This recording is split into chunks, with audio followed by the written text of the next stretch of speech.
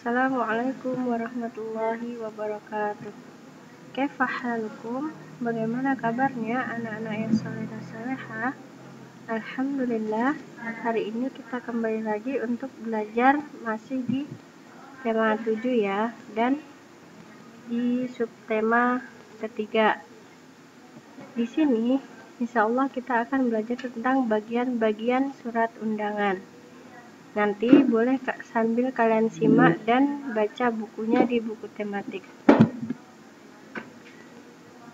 Adapun yang akan kita bahas diantaranya yaitu pengertian dan jenis-jenis surat undangan, ciri-ciri surat undangan, bagian-bagian surat, dan contoh surat undangan. Yang pertama yaitu kita mengenal surat undangan. Apa sih itu surat undangan? Surat undangan merupakan surat yang berisi pemberitahuan dan permintaan kesediaan seseorang untuk menghadiri suatu acara ataupun kegiatan. Adapun kalimat yang digunakan di dalam surat undangan haruslah menggunakan kalimat yang efektif, yaitu singkat, padat, dan jelas. Tujuannya yaitu agar orang yang membacanya dapat segera mengerti apa yang dimaksudkan dalam isi surat undangan tersebut. Selanjutnya yaitu jenis-jenis surat undangan.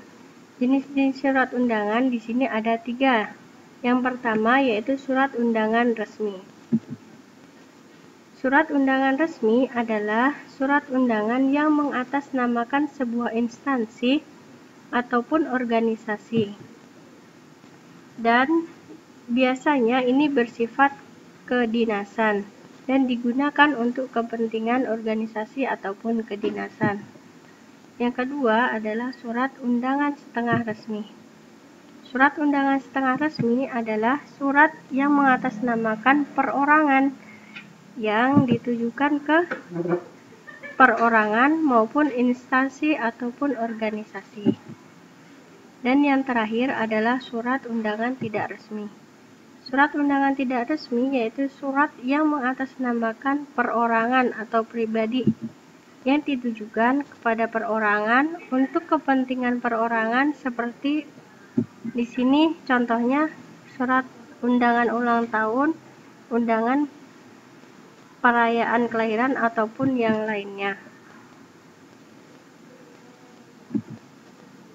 Bagian-bagian surat. Lalu apa sih bagian-bagian dari surat tersebut? Nanti di sini kalian boleh dilihat contoh di buku tematik halaman 128.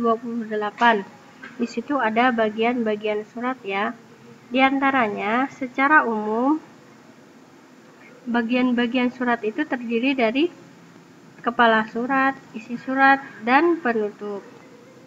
Adapun ada yang lebih rinci lagi, di situ ada tanda panah atau tanda keterangan mana yang disebut kepala surat, mana alamat, tujuan, pembuka surat, isi surat, ataupun penutup surat. Nah, di sini coba kalian perhatikan, Ibu kasih contoh. Di sini ada tabel mengenai bagian-bagian surat.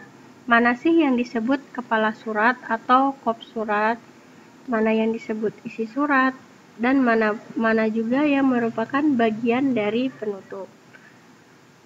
Yang pertama, bagian dari kepala surat. Di sini Ibu contohkan untuk surat undangan resmi ya. Nah, di sini terdiri dari nama atau badan dari organisasi atau instansi. Yang kedua, terdapat alamat dan nomor telepon. Yang ketiga, logo, lalu tanggal surat dan nomor surat serta lampiran, dan ada juga di sini alamat tujuan. Adapun isi surat terdiri dari alasan dan tujuan surat itu dibuat untuk apa. Yang kedua, hari dan tanggal pembuatan surat atau tanggal pelaksanaan, hari atau tanggal pelaksanaan, lalu waktu dan tempat atau acara pelaksanaan tersebut. Yang terakhir yaitu bagian-bagian dari penutup surat, yaitu terdiri dari salam penutup, jabatan atau organisasi atau nama dari pengirim surat tersebut. Serta di situ ada tempat dan tanggal surat itu diterbitkan ya, serta ada juga yang mencantumkan nomor induk di bawah nama.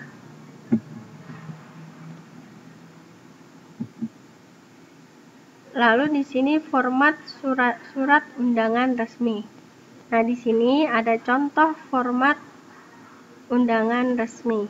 Silakan disimak, di sini ada nomornya 1, 2, 3 sampai 10 ya. Nomor 1 itu disebut kop surat.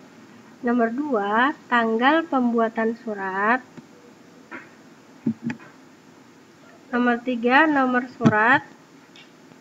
4, hal atau perihal, itu untuk apa maksudnya surat tersebut. Lalu nomor 5, lampiran. 6, alamat dan tujuan. 7, salam pembuka. 8, isi surat. 9, salam penutup. Dan yang 10 adalah pengirim surat tersebut. Selanjutnya, di sini Ibu akan berikan contoh dari surat undangan yang berupa surat undangan resmi, setengah resmi, ataupun tidak resmi. Yang pertama adalah surat resmi. Nah, di sini kelihatan ya, mana yang disebut surat resmi. Di sini surat resmi yaitu surat yang memakai kop. Nah, silakan perhatikan di atas itu terdapat kop dari pemerintah Kabupaten Kota Waringin Barat, Dinas Kesehatan. Nah, itu adalah kop dari surat tersebut. Yang kedua, yang di tengah, bagian tengah ini adalah contoh surat setengah resmi. Di contoh surat setengah resmi ini adalah surat yang tidak menggunakan kop surat, dan bahasanya di sini berbeda ya dengan surat resmi. Dan yang ketiga yaitu surat tidak resmi.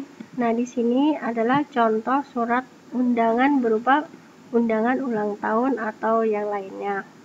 Nah, di sini dari ketiga ini jelas ada perbedaannya ya. Yang pertama, dilihat dari bentuk suratnya, yaitu yang pertama, jika surat resmi ini surat yang menggunakan bahasanya ini adalah bahasa yang baku atau efektif dan terdapat kop suratnya.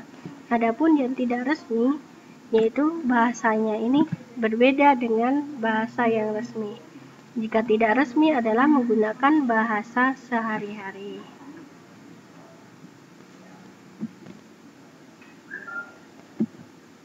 Nah, di sini untuk lebih jelasnya Ibu akan memberikan tugas ya. Yang pertama yaitu tulislah perbedaan dan persamaan bentuk surat undangan menggunakan kolom seperti berikut.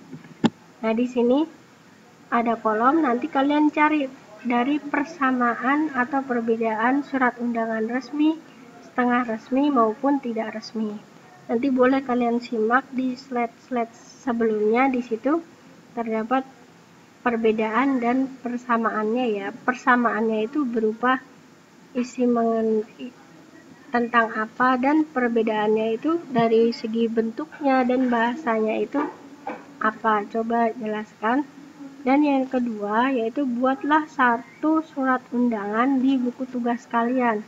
Nah, di sini kalian boleh memilih surat undangan resmi ataupun tidak resmi. Salah satunya saja silahkan kalian buat. Baik, alhamdulillah untuk pembelajaran kali ini cukup sekian dulu ya. Jazakumullahu khairan. Wassalamualaikum warahmatullahi wabarakatuh.